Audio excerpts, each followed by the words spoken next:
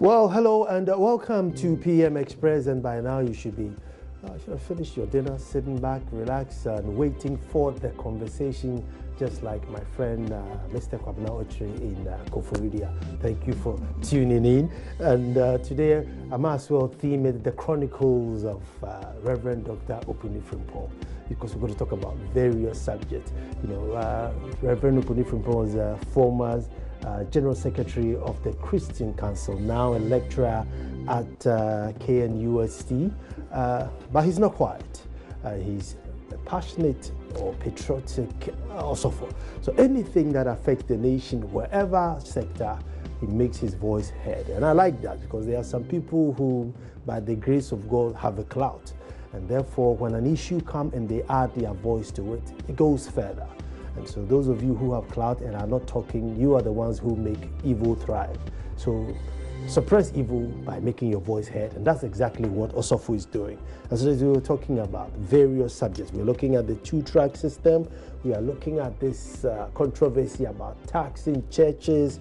We are looking at, pastors who are thriving on the vulnerable. And lastly, the president says over his dead body, not under his watch, that same-sex marriage will be authorized. So it's a very, very loaded hour. Stay tuned. Don't even touch that remote. I am coming straight back. My name is Nana Ansakwa, Chief of the Little Republic, not a village, please. Republic of Dumasa. When I come back, I'm talking to my friend, good friend, Reverend Dr. Opunifrimpo. Don't go.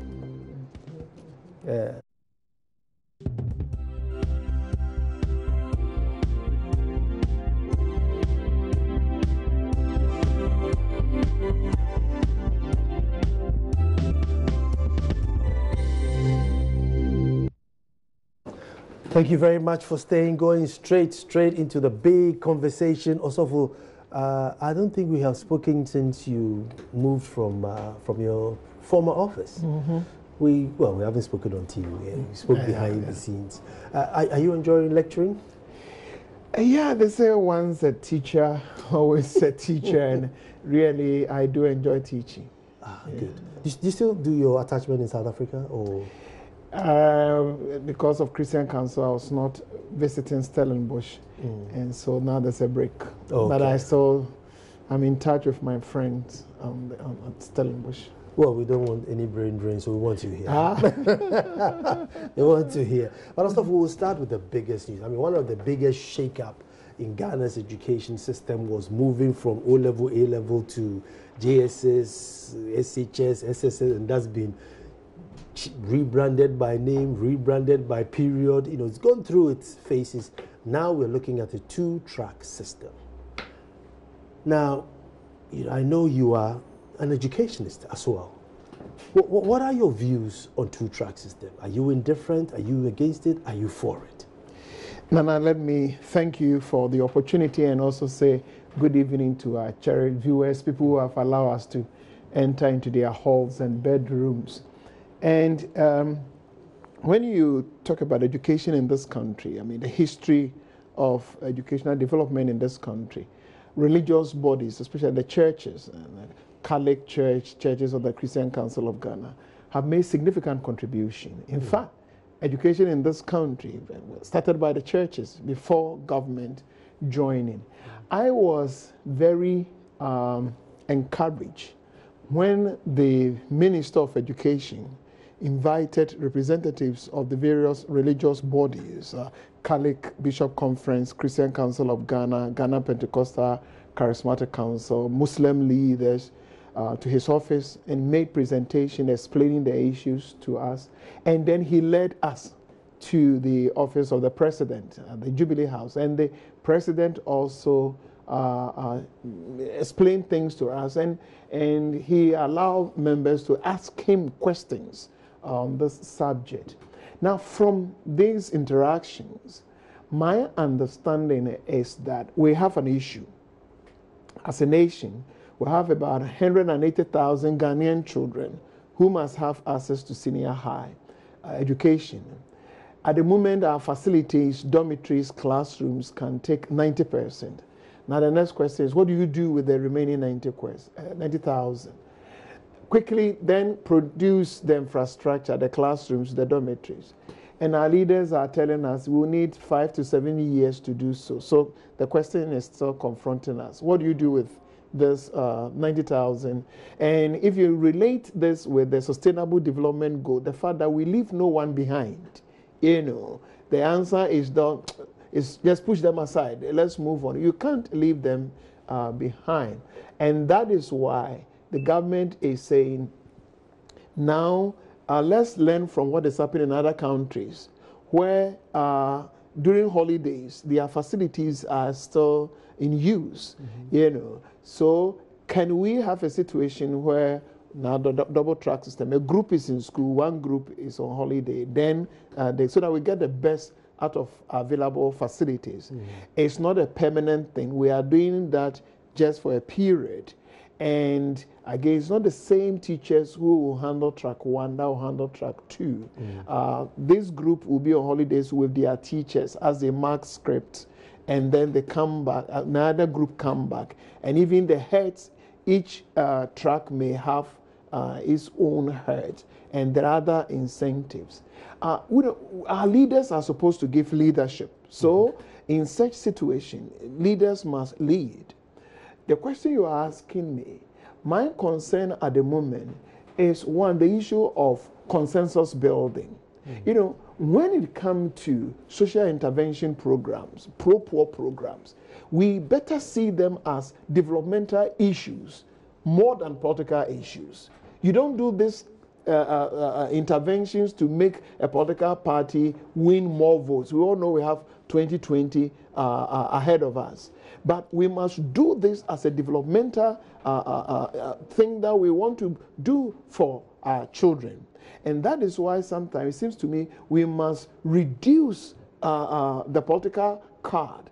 The current administration must engage all, including those whose faces they may not like. Everybody must matter. Parents, teachers, political parties, all of them, religious leaders, we have had, that opportunity. But we must listen to everybody so that at the end of the day, what we get will be the best for our country. It should not be just a pushover that we have 90,000 children, we don't know what to do with them, push them through. No, we must, in fact, MPP must be legacy-minded.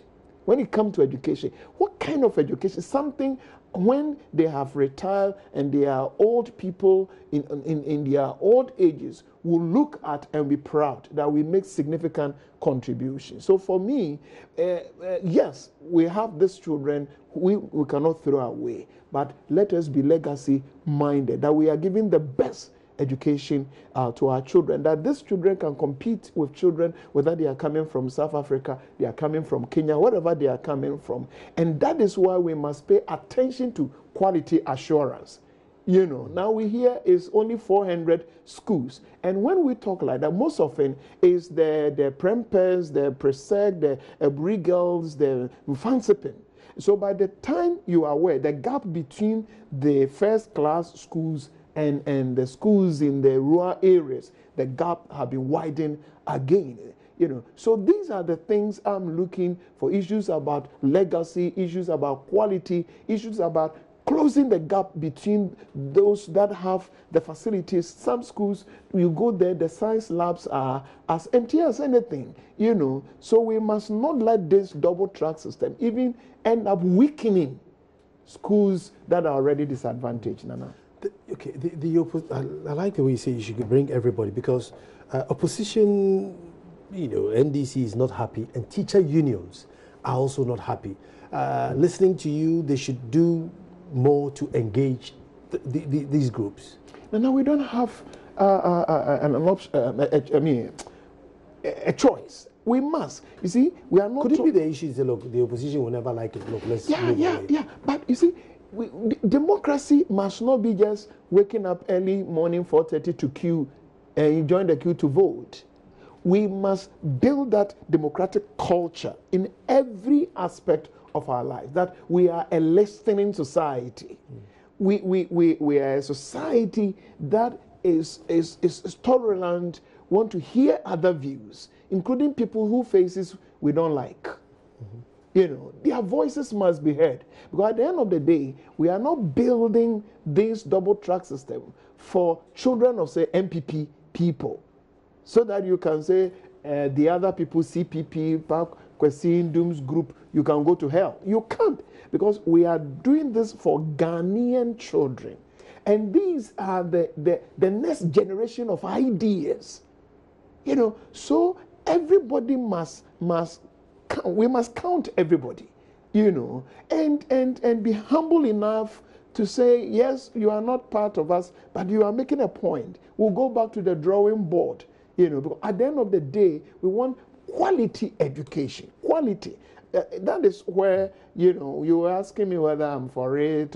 You know, what will give Ghanaian children quality education? My generation, you could have been in school in a village somewhere. Those days, you pass common entrance, and from that village could find your way to Prempeh and Fansepe. Now, the gap between the urban and the rural is becoming wider every day. That now, from rural communities, finding your way to the top is becoming difficult. JSS, you must have 1111, and the 111s are not coming from the less you know, endowed communities. As senior high, AAA, before you find your way into some medical schools, and even now, people with AAA and all that, medical school, you go and you attend interviews, and you realize that some of certain communities cannot produce the AAAs. You see, so we realize that we are throwing away sharp brains. You know, and these are the things that we must hear other people's voices. Now, parents' voices must be heard, because the semester system, the university semester system, is completely different from the senior high. University semester, when I finish one semester, I'm done with the program. So I can throw away my notes and just be free. This senior high, the semester system is not going to be like that. You come back to continue because you are going to write a WASI. You know, and you don't write WASI at the end of first semester, you know, you write at the end of your program. So while university people, first semester is over, second semester is over, here you add on, you know. So when these children are on holidays, and they are going to be on holidays for a longer period, what are they going to do? You know, quickly somebody must engage Ghana Library Board. That can we have libraries in the communities that during holidays, even teachers can give assignment to the student so that while on holidays, they are doing project works. That will be marked. So that while on this long break, they are still engaged. They are still connected to libraries. And if you have the electronic library system, you can borrow books from any wherever a library is. Well, one of the issues that they said was that during holidays, the schools will be available so that the children can go and study, you know, over the weekend.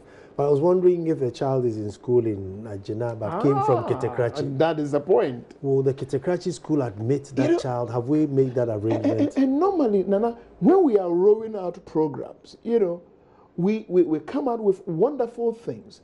We don't implement them. And sometimes that is why they have problem with headmasters and headmistresses. We will do this, we will do that. We start and we don't do them. Then you find a headmaster or headmistress who cannot just watch things, and so they start finding their own small way of filling gaps.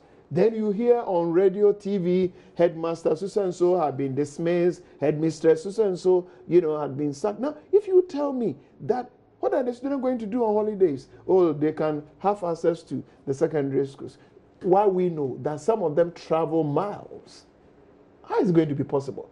And if you tell me that one track is in school, and you are saying that student in the other track must come to school and share, are you building more library? What are the spaces we are talking about? You know, now we must be giving attention to community libraries and maybe put some of the textbooks, you know, in soft copies.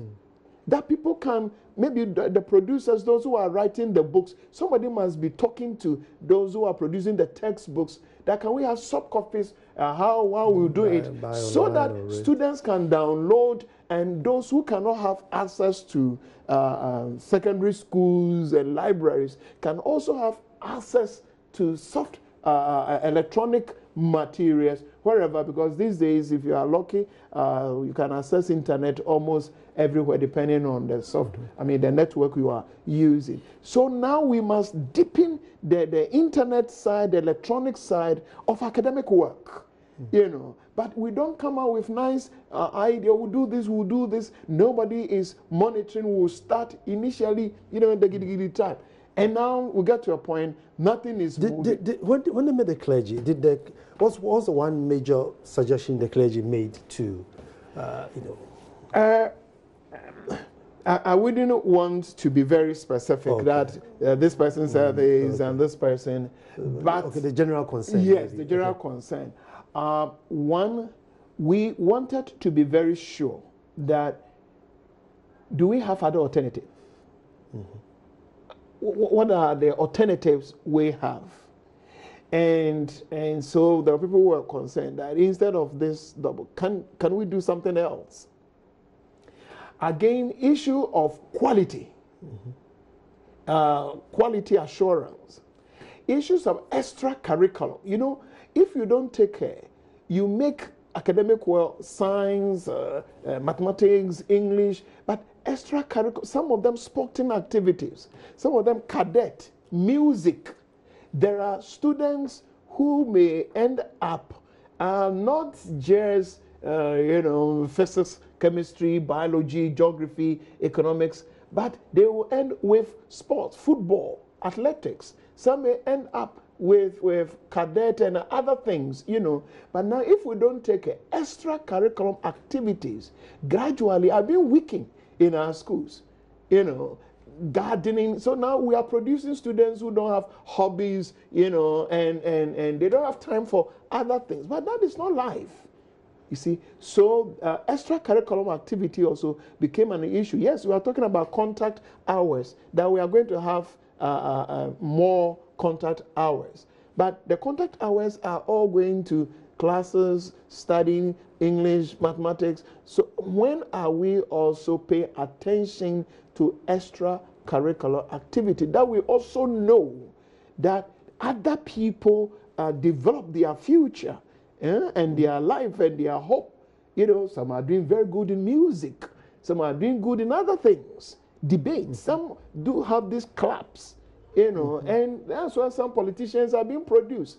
They are in the debate club and they are very good, and on and on, So we were concerned about all this things. And then maintenance, because the way we are doing the thing, one track, they are in school, one is waiting, and as these ones are exiting, another is entering. Now, if you don't take care, in no time, because the same washroom they are using, the same bed, they are using the same table and chair, and no break.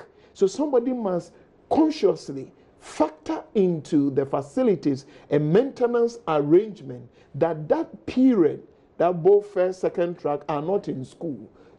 Something will happen. These are some of the things I said earlier on. Sometimes money is not coming, and you have a headmistress who cannot close their eyes. The school must be painted, chairs are broken, you go to the washroom, the WCs are not, and you get a headmistress or headmaster who will want to now find money. This is what the PTAs, that's why this stage, we must talk to all of them.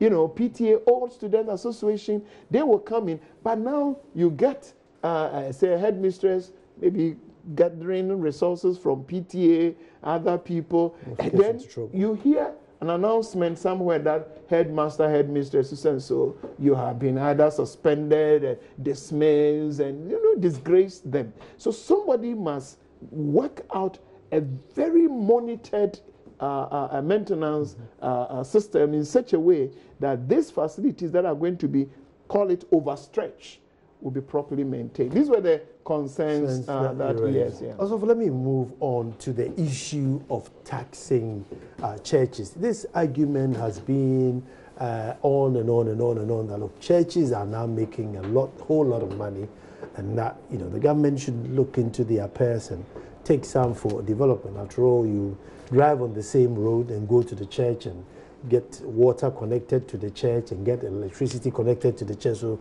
the church must also pay its due. But you don't seem to share that idea. Yeah, Nana, let me say that there are churches that I'm very close with, and what I'm going to share with you is from my interaction with the Ghana Catholic Bishop Conference, Christian Council of Ghana, and then the Ghana Pentecostal Charismatic Council. The churches, these churches that this area that I know have always been ready to be there for our national development. They have theology that is holistic, a theology that responds to the spiritual side of life, but also other faculties, health, education, environmental, and that is the kind of spirituality these churches have. And therefore, they are churches that are already into education, into health, into this, and they pay their taxes. In fact, Presbyterian Church, Methodist Church, Anglican Church, Catholic Church, Baptist, Salvation Army, YP, and the others, even they take your tax as source. Their income tax and all this as source. You don't have the option to pay or not to pay as source. Call any Presbyterian pastor. Your taxes are deducted as source. And the monies we collected don't stay with our pastors, not even the congregations. Methodist Church, money in that church is not with the pastor. It's not with even the local congregation. They take it, sometimes they call it assessment.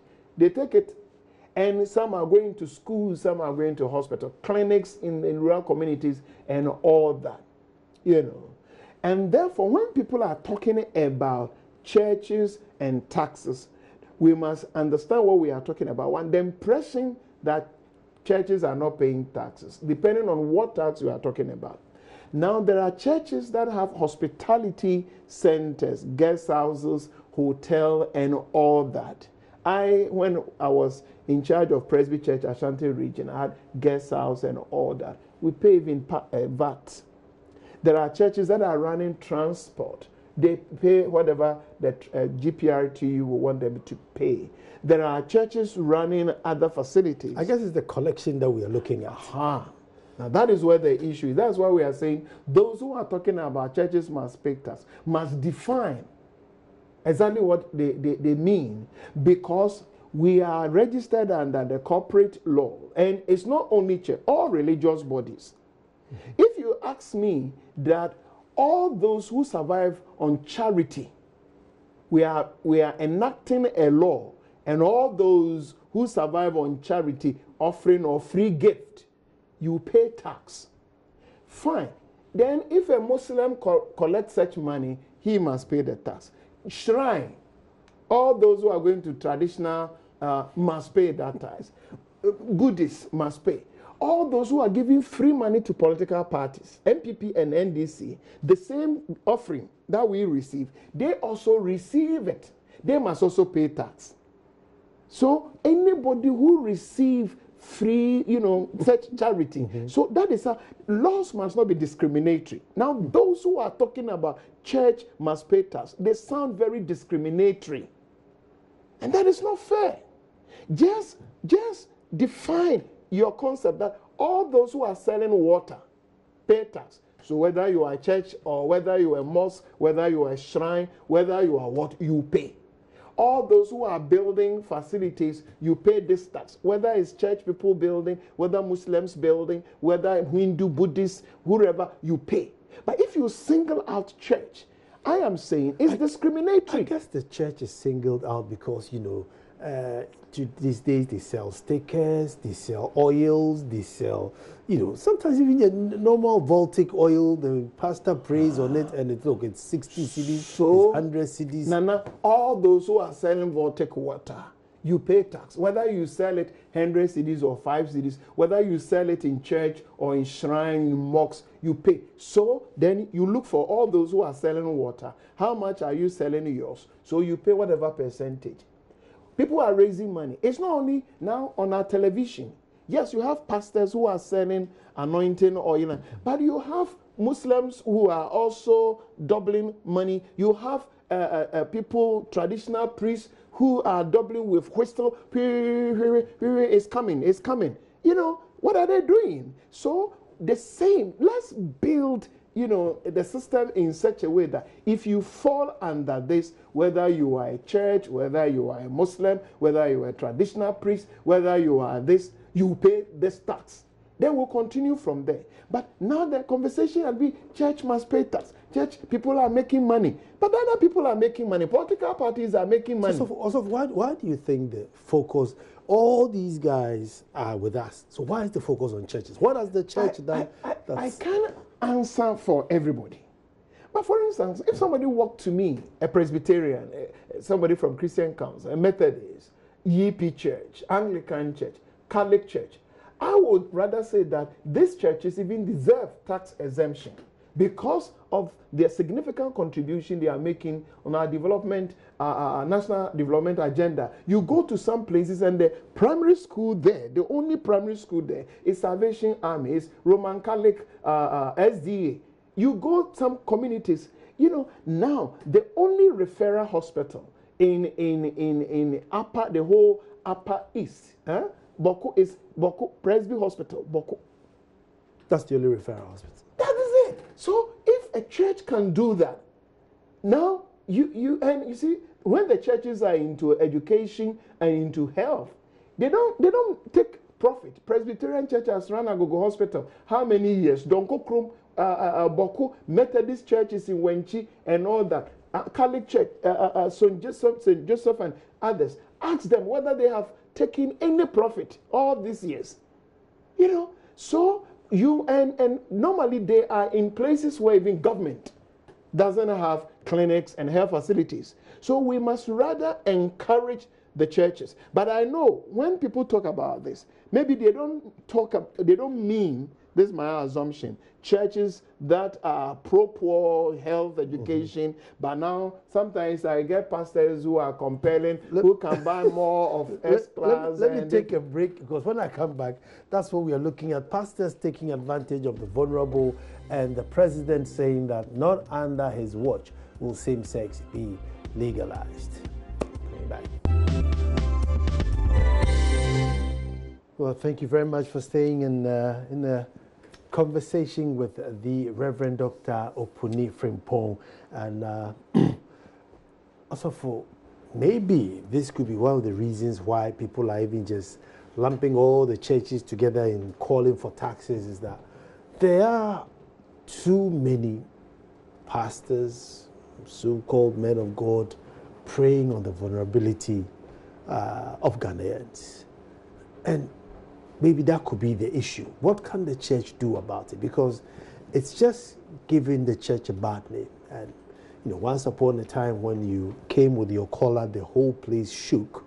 Now it's like, you know, they're going to look for money. As soon as you see a pastor, pisca, you know. Well, what can be done? Yeah, now let me say that religion is a very powerful force. Religious leaders command a lot of influence on people. So we must be very interested, whatever is happening in our religious front. And I think that's the issue you are raising. And at the moment, it is true that there are some men, women of God who are thriving on the vulnerability of the poor and the needy. I have had instances where a prophet or a man of God, whoever, went to church and said God has given him revelation and his lotto number, and that 200 people should come and pick the lotto numbers, but each one must pay 50 Ghana cedis. So 200 people queue, 50 cedis, your number. But it came out that he did not give the same number to, you know, your number different, mine different. So at the end of the week, 2, 3, 1, the others. And there's this woman who had paid 50 cedis 5 times. Now, anytime the prophet called for 50 cedis, 50 cedis times 200 people, he can guarantee his money. But now you get people who are paying the 50 cedis, but they are not getting anything.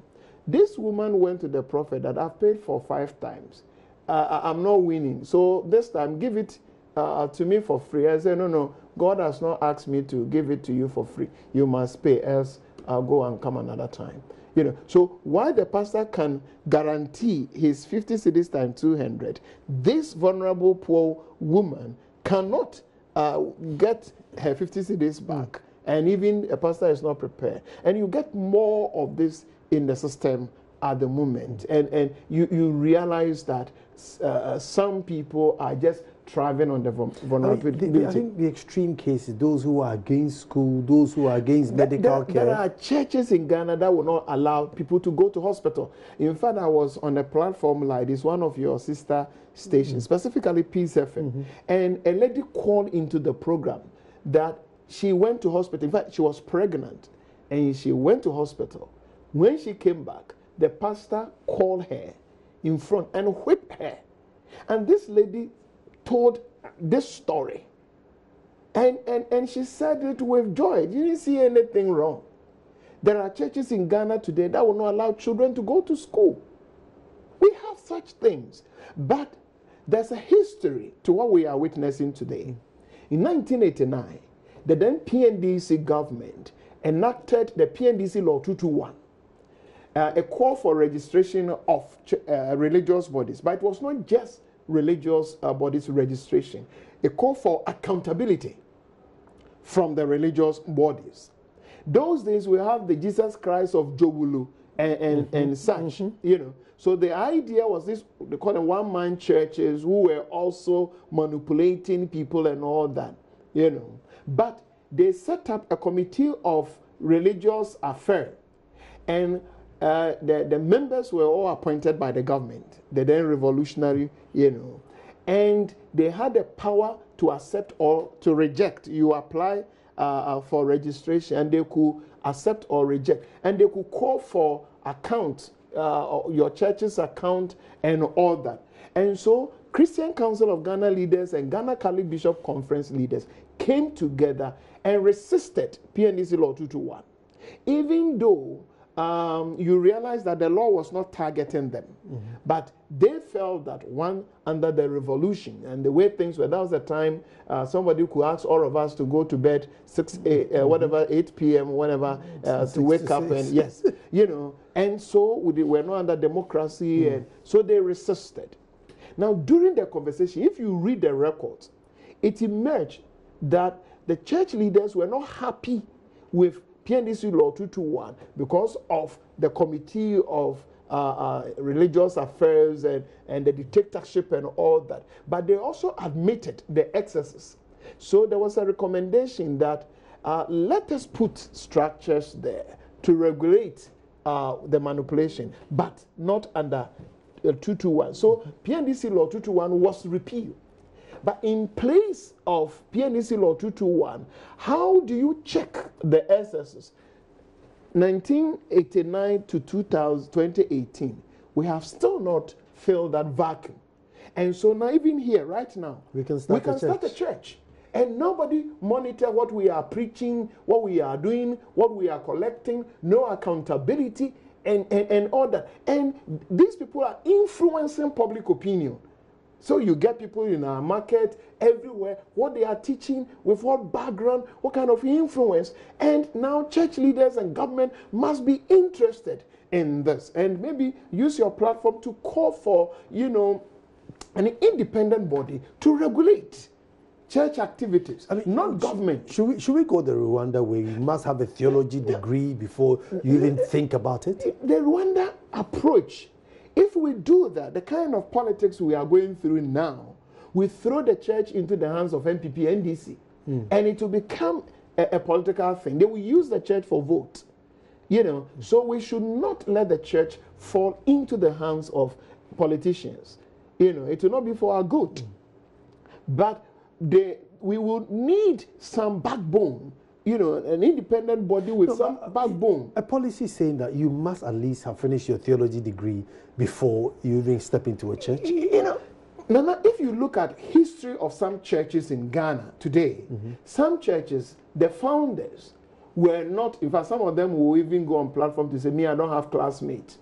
But they have allowed themselves to be taught. So people, yes, who at the point of entry did not have academic degrees, have allowed themselves, they have studied, and now some of them have even set up universities. So we must be very careful. But the fact remains that those who want to teach must allow themselves to be taught. Now you get people who themselves, they don't want to study. But they are teaching. The regulation of church is like regulating somebody's faith. So I mean, how do you, I don't know. No, exactly. You see, when you talk about religious freedoms, you must also have freedom from abuse. It's like I have my new whatever vehicle. I have freedom of movement, but the MTTD people also will help me not to misbehave on the road. Stay within the speed limit. Yes. So, and the same, freedom of speech. But now, National Media Commission, your associations and all that will make sure when you are here, you behave. When you have freedoms minus responsibilities, you create chaos. That is what we are witnessing. So we need religious freedoms, but it must also, in fact, even in the Bible, we say iron sharpen iron.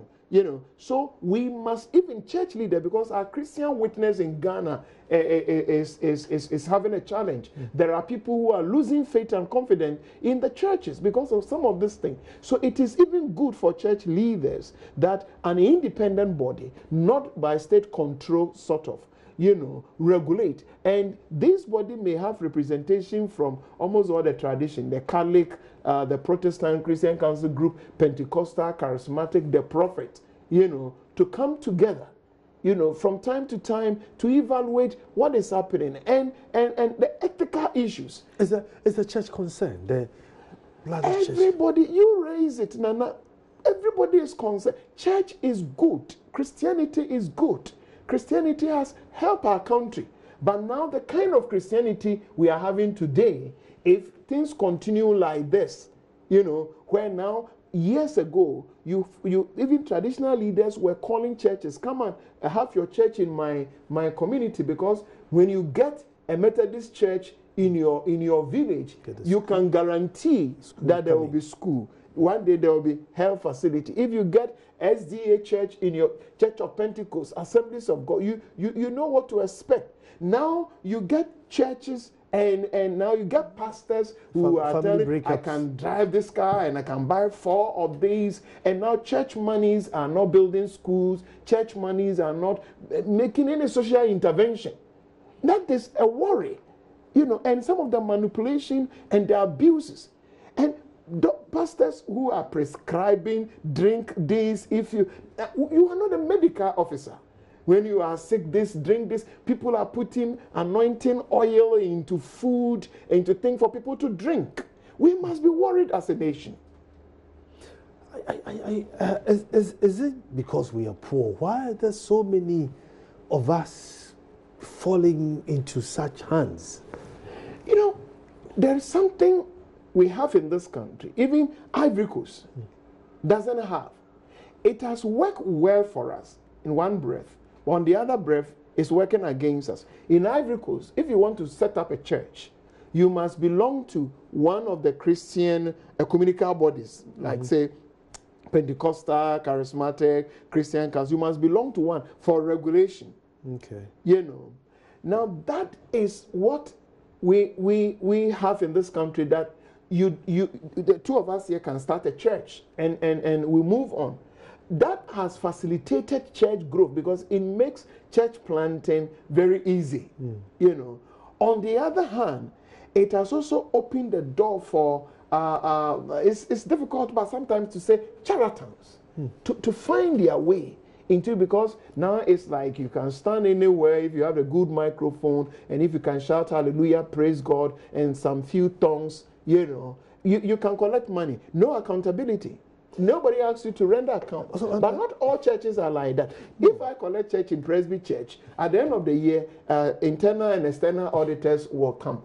And if I've not handled the money, well, I'll be in trouble. True. But there are others who now, everything they correct, they don't account to anybody. Such things must be regulated. So I think another issue which the church should be very mindful is that we find countries that have more atheists, have nothing to do with Christianity, the Scandinavian countries, they are living more upright, cleaner countries, hardworking, honest people. And so you sit here and wonder, we have prayed till thy kingdom come. These guys don't even believe God exists. And look at how they are living. And I mean, to top it up, they are more charitable. They are the first ones to arrive when a brother is in trouble. Nana, and we are praying. Nana, go through the histories of these countries. Go to the history of U.S. The U.S. democracy is out of Presbyterianism. Now, I always say, in God we trust.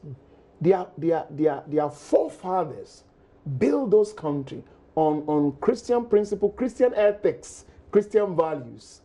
So they laid a foundation for them. So these ethical, moral issues you are talking about were fused into national life. I think that is our challenge.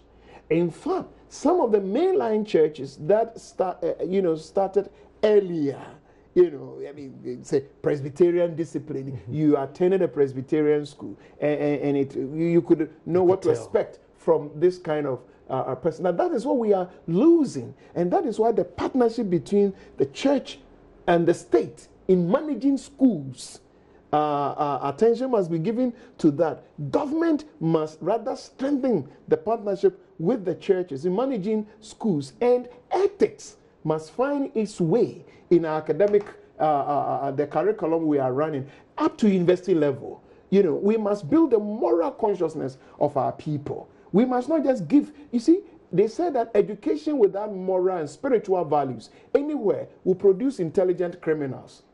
And so we as a country must learn from others, even though you are saying they are atheists today, but they've already fused certain moral values and other things into society. That is what we need to nurture. And I pray and hope that our universities will pay attention to ethics. I mean, we have ethics in Islam, we have ethics in Africa, traditional religion, we have ethics in Christianity. So let's form moral values, ethical values, fuse them into our system. In that case, if even one day somebody decided I won't go to church, the person will still be morally conscious wherever they find ourselves. I think we are losing the moral war, and we need to pay attention to that. And ethics, in fact, ethics, even the political parties must pay attention to ethics in our political life. The president today made a statement, and a very big statement. I know the Christian Council has been quite worried about it, and he said that, not the MPP, not under his watch is he going to allow same-sex marriage. The other time he said, look, it's not going to be, I don't know when it will happen. It may happen. He made an example that when he was going to school in the UK, then, same-sex marriage was unheard of. Now in the UK, it's normal. And so he made the argument that, look, I don't know when it would happen in Ghana, when the society would then agree that, okay, let's...